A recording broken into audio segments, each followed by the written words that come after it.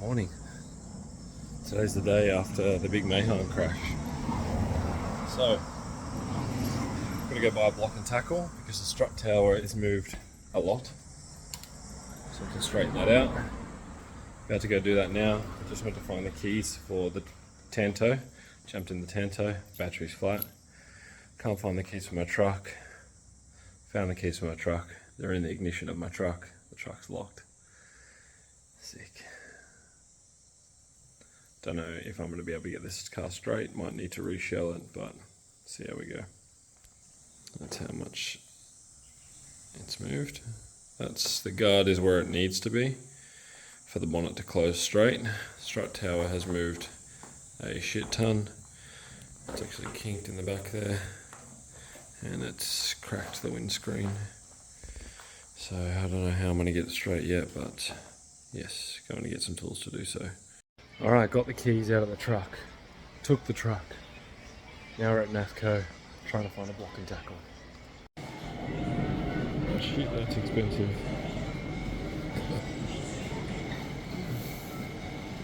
Alright, this is what we're working with. We've got a 2 meter chain, a 1 meter, the puller.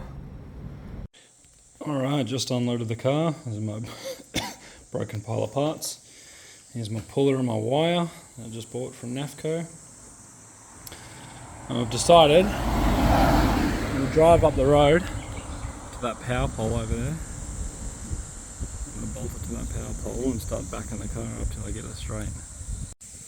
Alright, this is what I'm working with. The strut tower actually bent so far over that it pushed on the brake master and popped the master cylinder out.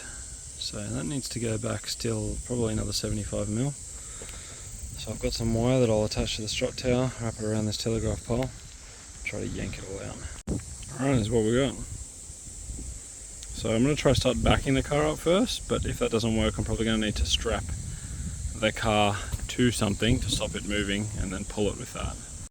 Well, I think it was starting to work.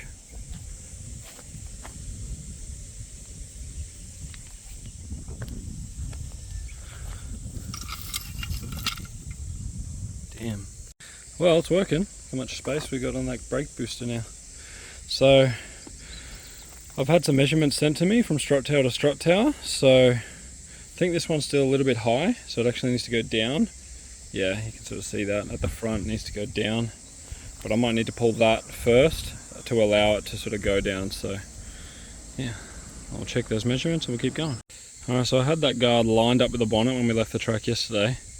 So that's how far we've just pulled it.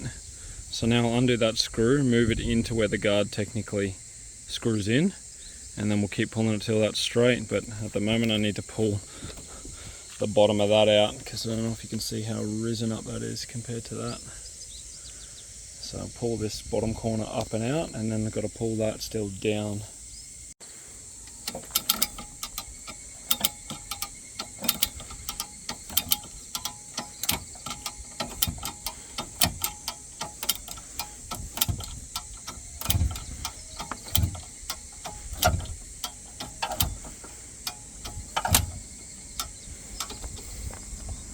Not bad.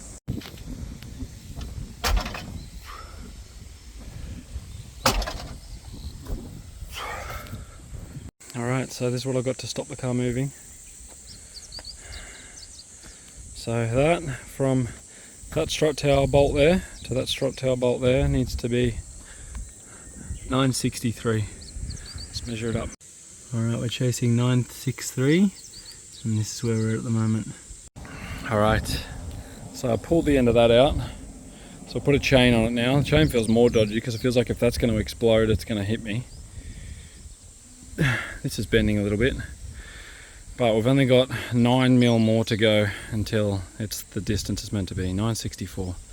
We're at like 955 right now, so to get that across. Another probably, in all honesty, 20mm, because by the time I let that off it's going to spring back.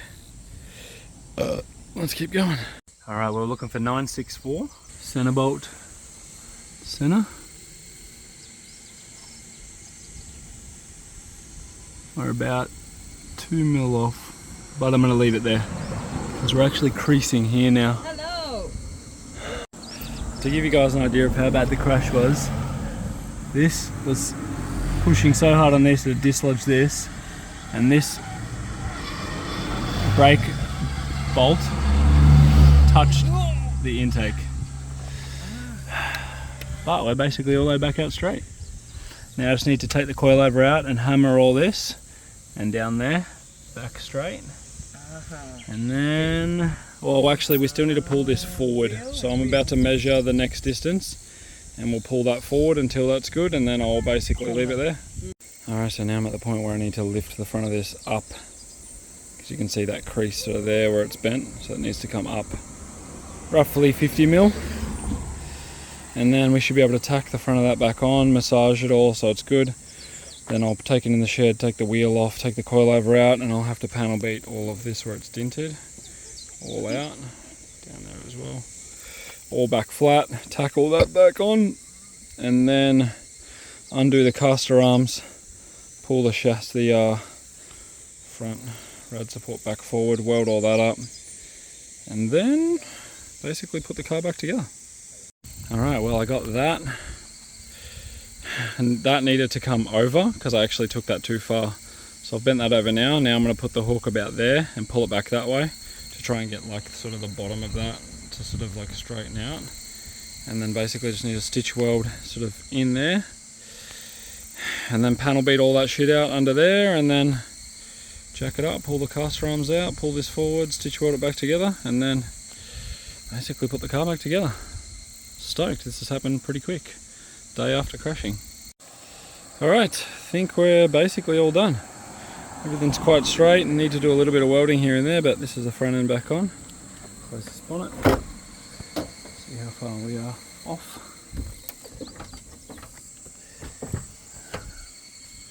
Alright, so bonnet actually needs to go over. Thank you for your assistance, poles. It's all back together. Still plenty to do, probably another half a day to a day's work in it, but we've made amazing progress today. Now I've got to put a front wheel bearing in Ryu's car. It's one of my friends I've met here in Japan. And then we're going to go out to dinner after I have a shower, because you see I'm sweaty as shit. Go park this in the shed, do some more cars. What's up, what's up? Back in the shed now. It is a week and 2 days later. So, just about to yank the intercooler off the car, undo the front caster arms, and then we'll pull the rad support forward because it's unstitched itself, as you can see. And then we'll ratchet strap the two jacking or toe points together.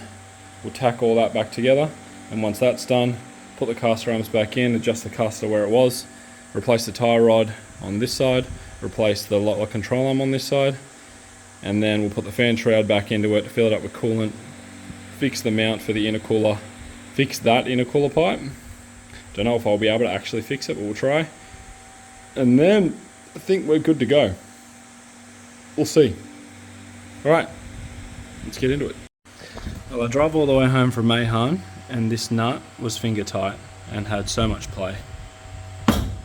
So, yeah, we're getting it done. Massive thank you to Macy. He lent me this and this. I think the tie rod as well, so I wouldn't have gotten home without him, so big thank you to you, sir. Alright, I've just got the new lower control arm and caster arm in. Now I've just undone the front caster arm brackets from here and prepped in here so I can weld all this back together. So I'm now about to strap the toe points together and pull that rad support forward. Got the MIG over here and the new power, wide new power into the house so we don't trip the power anymore. That's a 200 volt power that goes to a 3-phase breaker over there. I'm basically a electrician now, if you didn't know. Also got a time machine, I've wired all that up. That needed 200 volt 3-phase as well. So that's all done. Thankfully didn't die during the process. But yeah, now we can MIG and TIG in here without power tripping. Stoked. Alright, we're all welded back together. This caster arm bracket was a dog to get back in. Pretty sure I have a hernia after trying to put that back in. end. I've straightened all this up, tacked that together. Don't mind that, I have to push it from the inside. And I've straightened all of this. That was just absolutely mangled. I'm gonna have to cut this out now and re-weld like some form of panel in there for a battery tray, because after multiple crashes, some before I owned the car it seems, the battery is just trying to fall out to the floor. So yes, let's keep going. Alright, so everything back together. Car's wheel on. Look how much toe out it looks like it has on this side. This side looks like it's got a little bit as well. But I've just aligned it all. Now let's like go look from the back. Looks like it's got a tiny bit of toe out, but not much. Same.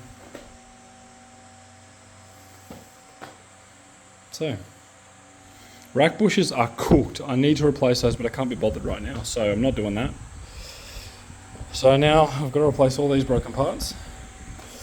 Starting with the new fan shroud. Brand spanker. Nissan. Overnight parts from Japan. Because, you know, we're in Japan, so they come overnight. Alright, let's put that in with my spicy Phoenix Rad. Thankfully, didn't fuck too much. Just these little bits here, which didn't cause a leak or anything, which is great. So, pretty sure that was when my Mac valve fell down there and was just like, around the fan, so yeah. Alright, let's chuck that in. And then make a new mount for my interbully. Put that on, fix that intercooler pipe, just put that on. And then basically headlight, and then good to go. Alright. Alright, it's 10:40 and I'm done. I didn't actually time lapse anything, unfortunately, because I can't find my tripod anywhere. So yes, but it's got bottom intercooler mounts on it now. I had to make a top intercooler mount. I had to fix that intercooler pipe as best I could. That's still cooked as.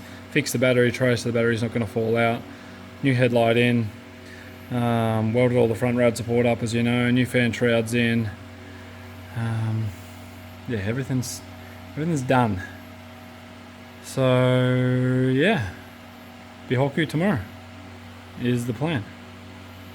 Why not? We've got to test it out, you know. Alright, I think that's going to be the end of this one, because I'll add what we did over there on the side of the road into this one. So hope you've enjoyed this. Ready for burnouts. See you guys on the next one.